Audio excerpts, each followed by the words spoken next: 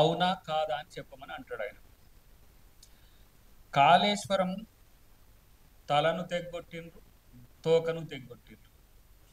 తల తోక లేకుండా కట్టబట్టే కాళేశ్వరం కూలిపోయింది.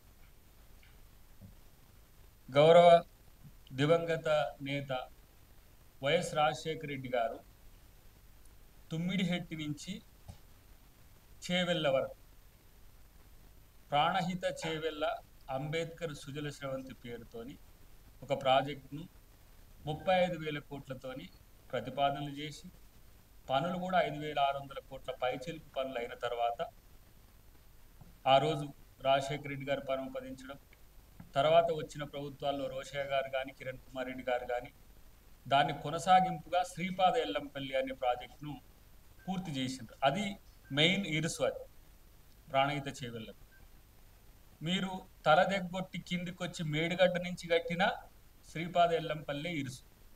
అది 20.5 టీఎంసీలు 21.5 టీఎంసీల సామర్థ్యంతో అది ఉంటుంది.